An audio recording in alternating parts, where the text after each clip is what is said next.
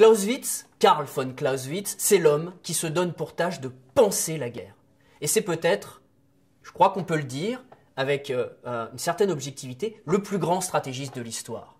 Dans son maître livre, Vom Kriege, de la guerre, il propose une philosophie de la stratégie. Non pas seulement une classification, non pas seulement une technique de la guerre, mais véritablement une recherche, une quête où il cherche à saisir l'essence même du phénomène guerrier, de sa dynamique interne à sa conduite opérationnelle.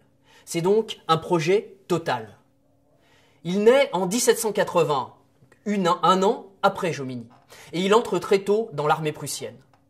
Il est fait prisonnier en 1806 à Auerstadt contre les Français, lors de cette campagne de Prusse au cours de laquelle Napoléon balaie, anéantit totalement l'armée prussienne qui est poursuivie, prise de panique et qui voit l'État prussien s'effondrer. Ce sera un traumatisme pour Clausewitz et c'est l'élément fondateur qui va le pousser à penser la guerre. Clausewitz ensuite participe au redressement militaire assez spectaculaire de son pays, la Prusse. Il va se battre dans l'armée russe en 1812, puisqu'il refuse de participer avec les contingents prussiens qui ont été mis au service de Napoléon. Et puis, tout à la fin de l'aventure impériale napoléonienne, il participera du côté des Alliés, des coalisés, aux dernières campagnes contre la France en 1815.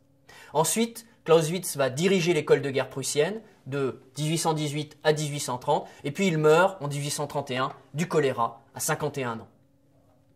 Si ce stratégiste a pratiqué la guerre, on l'a vu, eh bien, ce ne fut jamais dans de grands commandements.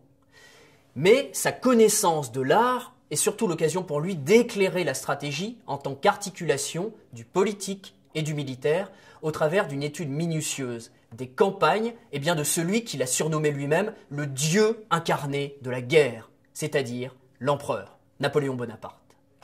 Clausewitz a mis 12 années pour écrire Vom Krieg, qui devait comporter à l'origine 3 traités. Un traité de stratégie, un traité de guérilla et un traité de tactique. Malheureusement, la seule partie qu'il a réussi à achever, et encore, elle n'est pas complète, c'est la partie stratégique, qui a été mise en forme. C'est donc une œuvre inachevée.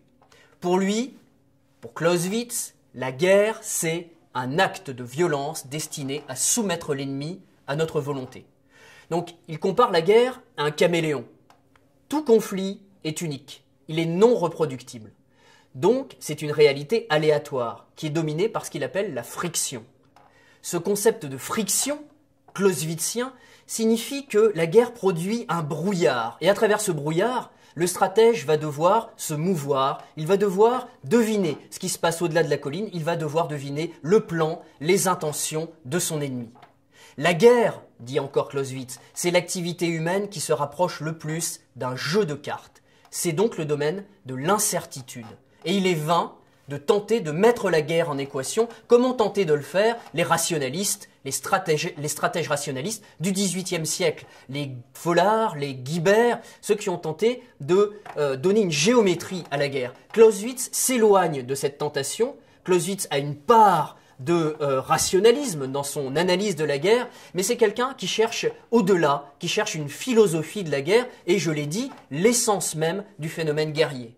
Donc, pour lui, le stratège doit s'adapter d'abord aux circonstances, et ce qu'il traduit dans sa théorie du combat, un autre texte très important qu'il faut lire à côté de la guerre, Vom Kriege, il le traduit dans Théorie du combat par une différence qu'il établit entre le plan qui est déterminé avant que les opérations ne commencent, et ce qu'il appelle la direction, c'est-à-dire la manière de retrouver un axe changeant dans la guerre en fonction des circonstances.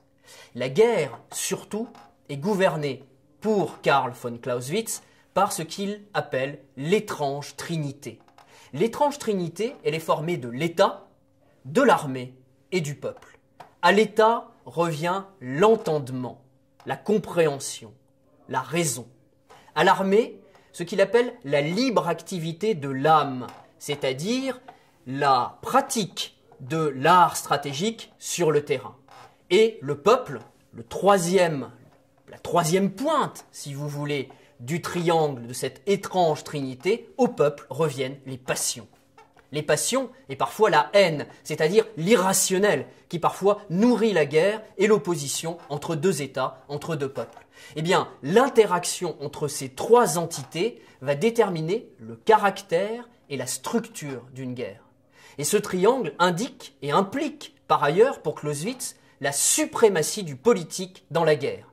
Et ce n'est, selon sa formule, qui est célèbre, et s'il y a une chose à retenir de Clausewitz, c'est bien cette formule, la guerre n'est rien d'autre que la continuation de la politique par d'autres moyens.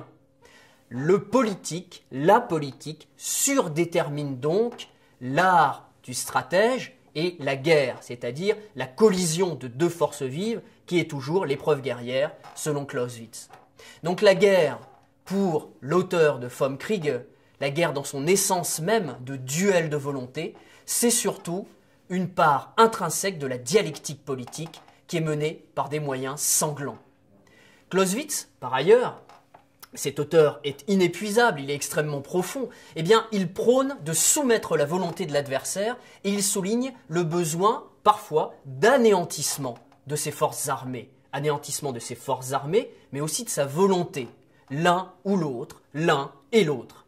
Eh bien, c'est là que le commentaire de Clausewitz, parfois, et dans les années qui ont suivi sa mort et la réception de Vom Kriege, eh bien c'est là que son commentaire parfois dérape chez ceux qui l'ont lu et parfois mal lu.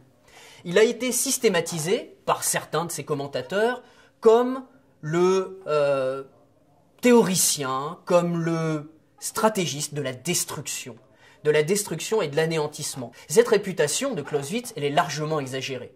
De la guerre, en réalité, c'est un livre qui est souvent cité, mais qui est très peu lu. On oublie, ou on feint d'oublier, qu'il est inachevé, tout d'abord. Et au fond, la grande leçon de Clausewitz, comme le suggère d'ailleurs Raymond Aron dans son Penser la guerre, Clausewitz de 1976, qui est peut-être le commentaire le plus subtil du grand Prussien.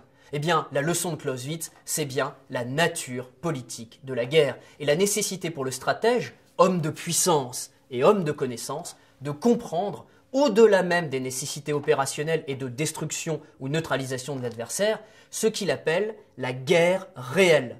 Pour Clausewitz, cette guerre réelle, elle est gouvernée par le principe d'interaction, Wechselwirkung, principe d'interaction ou d'action réciproque. La modernité de la pensée de Clausewitz, elle est donc avérée et sa redécouverte est permanente.